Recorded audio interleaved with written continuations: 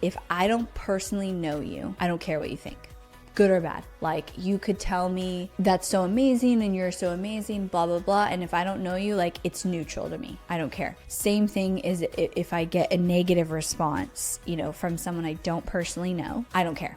It's neutral. And I just drew a line, like, it impacts me zero, because if I don't personally have a relationship with you, I don't care and I don't want the feedback. And I love that for content creators, because I think that's how it should be. It's like, how can we allow people to have any opinion, either good or bad, drive how we show up if they don't really know us?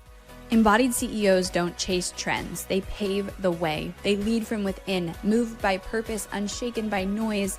When you are the source, you do not need permission.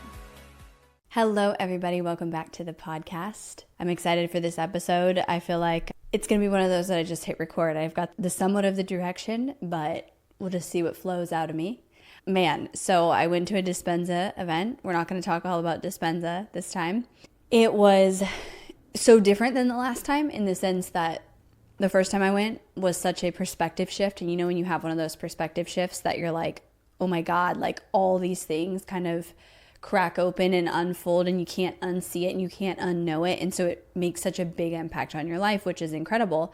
But that already happened to me. And so then I went to this event that really was more of like a deepening. It was like just a refresh and next layer, next level. In between the two events, I've really kept up my meditation practice every day on my own. And so I think that allowed me to go so much deeper in the event. And then after the event, I did a few solo days.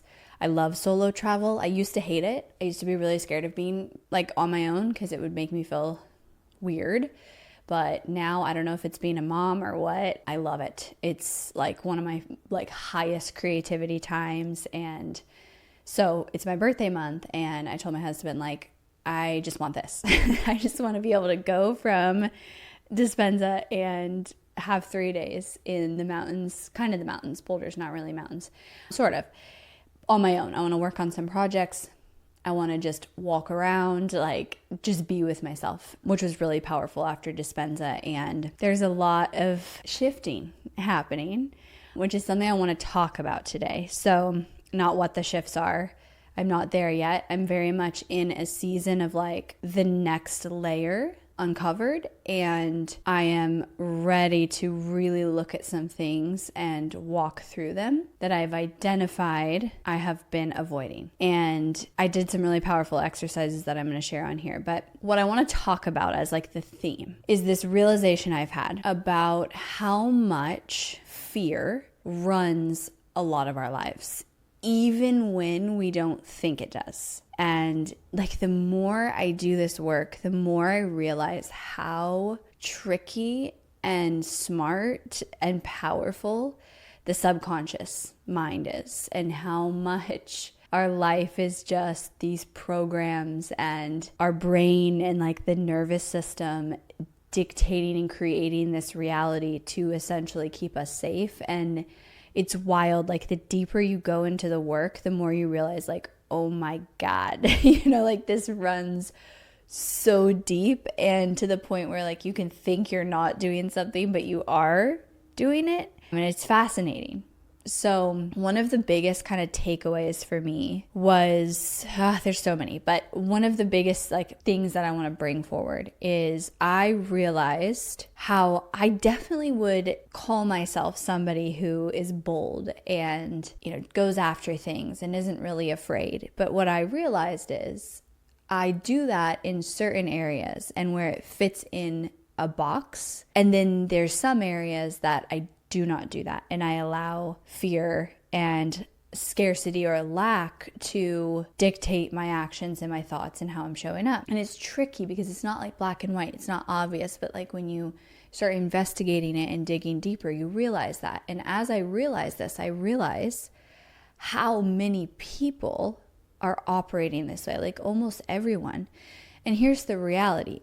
Our brain is wired for survival. It's not wired for actually going and doing scary things and putting yourself out there and change and discomfort and growth and thriving as a soul and human. Its job is to predict the future and take the things that happened in the past and go, you got hurt here. You were scared here.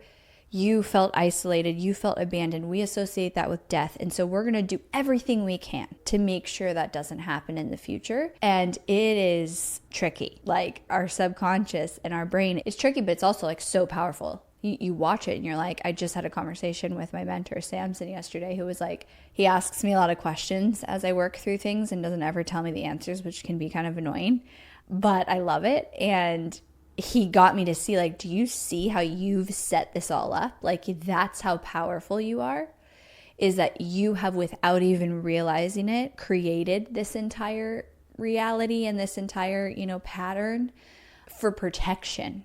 And so here's how it served you. And now you're realizing it's not serving you anymore, but your nervous system has to catch up to that. So I want to talk about this because I want to shine the light for you guys and just allow you some space to reflect on, where are you allowing fear to drive actions, decisions, beliefs? And this is so huge in business. And I don't mean like you have to become, where you just become reckless. Like, that's not what I mean at all. But in those moments when you have to make a decision around hiring a new team member, like investing in some sort of support, putting yourself out there, creating content that maybe makes you uncomfortable, launching an offer or launching a new offer. I mean, launching your business in general, deciding to leave a job, going after these things that to most of the world are crazy and are scary and unpredictable and not safe. Like, it's the opposite of what our brain wants. And I do actually think a lot of entrepreneurs are wired differently, for sure, to be able to even pursue this level of uncertainty and pressure and discomfort. But I also think it holds people back so much. And I think one of the most powerful things you can do is be able to identify when you are operating from fear of basically made up stories, right? Because we operate based off of all these what if this and what if that, and it's like none of that's even true. Or when you are actually tuned into your heart and your intuition and your gut, and you can make a decision from that place. And it's not actually easy to get to that point because, again, the subconscious is so strong, it's going to make you think that the fear is real and that the fear is the reality. And so I've had these experiences where I realized I thought I was facing it all and, not afraid to go through anything and willing to do this, until I really got still at the Dispensa event and went deeper. And I had this really one wild experience of like completely leaving my body in a meditation and realized, oh no, like I set this all up. And in so many ways, there are so many things that is preventing me from feeling the things that I personally am most afraid to feel, which when I think about it, it is abandonment, it's rejection, it is being alone. Those are things that I'm really afraid of. And so I manipulate my reality to make sure that I never feel that, when in fact, the fear is like feeling abandonment has to be attached to a story, because you're never actually abandoned, right? Like you always have you and God or whatever you believe in and others. Like there's so much stories around this. So when I started looking at this, I started realizing in the ways that I, filter what I say, especially in relationship, in the ways that I play this role of everything's great and not really speaking truth sometimes, again, especially in relationships, like not just my main relationship, but also friendships and social situations, and even sometimes in, business dynamics, of like playing this role of I'll just take it on and I can force myself to be fine in many situations, but then I'm not really being authentic. I'm not really speaking truth. And why am I not speaking truth? Because I'm afraid of the reaction. And that's a form of control, right? If I don't speak what's on my heart, And the reason I'm doing that is because I'm trying to control the other person's reaction to protect myself. Now I'm just trying to control the reality, and I'm trying to control the situation when now I'm not really being authentic. And what that does is creates a gap between me and being able to actually have real deeper connections, because now it's like you're getting this version of me that I think you want and not the real version. So I really realize this and realize there are some things in my life that I have tolerated for a long time. Ways I show up, relationships, and just things in my life that I've tolerated because I didn't want to rock the boat, because I am afraid of walking through whatever the reality is when I start showing up in the way that I've wanted to and that I have, filtered out of protection and control. And when you think about business owners, I watch so many people have a big dream, pursue a business, and not actually make the decisions that they need to make to bring it to reality out of fear. And again, I'm not saying this means go be reckless and say yes to everything. There are times where you will say no, investing in that or making that decision is not actually the right thing for me. That's not actually in alignment. But there's a lot of times that I see people operate from a place of fear. So my question for you to sit with is, what would it look like?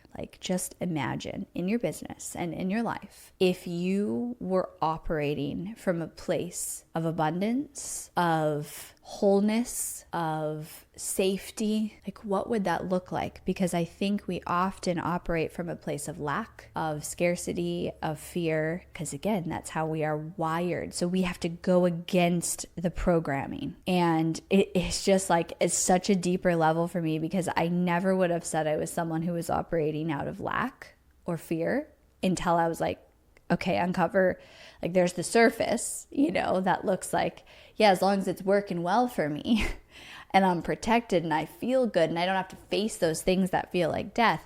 Oh yeah, I'm operating out of full abundance and wholeness. But when you get to the layers down below, where in order for me to make that decision, face that thing, have that conversation, state that truth, it would require me to have to surrender the response and allow that response to cause feelings of fear, sadness, grief, these things that I avoid at all costs. Oh, I'm not, facing those at all, is what I realized. And I mean, it for sure impacts the business and my personal life. And I really thought about what would my content look like if I really did not care what people think? Because to an extent I don't. But I heard something the other day on a podcast, and I heard this guy say he's off social media and he's a comedian. I was listening to Theo Vaughn. He's off social media, and he said, I set a hard line rule for me, which is if I don't personally know you, I don't care what you think. Good or bad. You could tell me that's so amazing and you're so amazing, blah, blah, blah. And if I don't know you, it's neutral to me. I don't care. Same thing is if I get a negative response, from someone I don't personally know, I don't care. It's neutral. And I just drew a line, it impacts me zero, because if I don't personally have a relationship with you, I don't care and I don't want the feedback. And I love that for content creators, because I think that's how it should be. It's how can we allow people to have any opinion, either good or bad, drive how we show up if they don't really know us? Think about the internet. They have the sliver of a perspective. Until someone personally knows you and can witness you in different seasons and in person and connect like that, they should have zero say in how you show up as a human. Now, if you personally know me and you say, hey, when you do that thing, it's really hurtful, or hey, I really love this about you, now it matters. So I'm implementing that. And I don't think I have a pretty thick skin in terms of content, because I've done it for a long time, and it's not that I get a lot of negative content, but I think if I dug around, there are things that I filter out of the natural innate fear of being, too much or offending someone or whatever. So that's one thing. Two more points I want to make. So I did this exercise that I would recommend everyone do. It was so powerful for me. And it was actually a friend who came up with it and told me this maybe 6 months ago. And it just kind of came to me when I was on my trip, which is writing out a statement of exactly who you want to be. Like in detail, I wrote out, this is Emily. She is this. She feels this. She shows up this way. She carries herself this way. She's this type of leader. Her team feels this. Her kids feel this when she's around. Like in detail, who I want to be. I wrote, she's got an 8-figure company, but she runs it from ease and grace and gratitude and abundance, right? She's hosting events that sell out and are actually making an impact on humanity. So I wrote it was like 2 pages in my journal in detail, who I want to be. And as I wrote it, I really felt it. Like I felt her alive. And then I asked myself, okay, if this is who I am becoming, because I can make the decision today to be that person. Those things like 8-figure business won't happen overnight, but I can make the decision to be the person who already has it. So if that's who I have chosen to become, what environment supports that?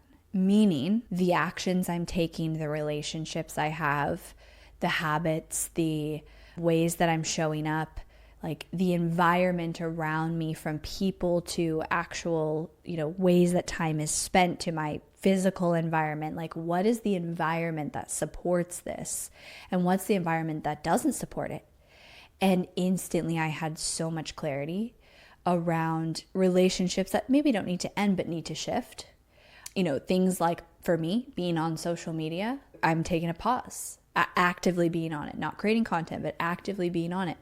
Because when I look at that version, it's like, no, she spends a lot more time in stillness, sitting with herself, like not using anything to numb, And so that was a really powerful exercise to really look at and say, this is who I'm choosing to become in detail. And I could feel her. She is alive. Now, where's the gap between my reality today and the reality of this person? And there's the clarity. Instantly, there's the clarity. And with all of this has come some decisions and conversations, and not easy ones. Like really, because in order for me to have them now, I am speaking a truth that I haven't in probably 10 years. And or maybe more, the things that who we are started as a kid. And with that comes facing the fear. And so the other piece to this is like mastering, and I had written this down too, like I will master through these experiences in this next level. I will master truly a next level of understanding surrender and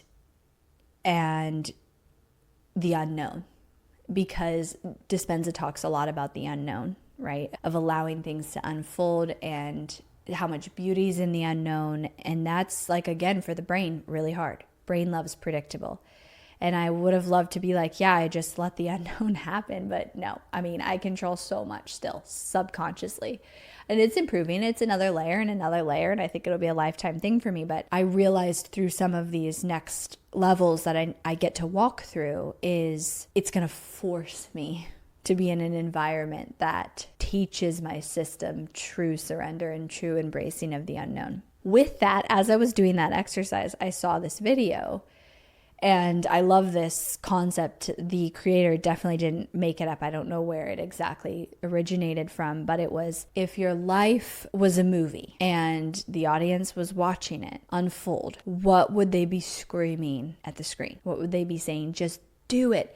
Start the company, pursue the relationship, whatever, like shoot the shot. What would they be saying? And in this video, he said, that's your future self screaming at you to get your attention to do that thing. And usually that thing is really freaking scary. It requires you to walk through that fear. It requires you to walk through the unknown. And so I did that exercise, got the clarity, saw that video, and was like, I know what people would be screaming, And so my question also to you is like, what's your answer to that? Because what are those things?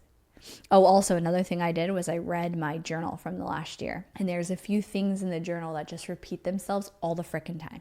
And you don't see it because it's like in your day to day. And then you read the journal and you're like, oh my God, this is like something that I write about all the time. And I'm not changing it. I'm not taking an action to change it because the action is scary or uncomfortable. So like, what are those things? You've got to like step out of the box and get the perspective of what are the things that are just repeating in your life. And, I've thought a lot about like what I want to show my kids and, what I want to be known for. And one of the things I really want to be known for is the courage to go all in the scariest and hardest ways and to do the impossible and thinkable and uncommon and honestly the things most people will never do in their life, which is face the biggest fears and constantly question the current you and then bring yourself to the future you. And I don't mean in a way that's like addicted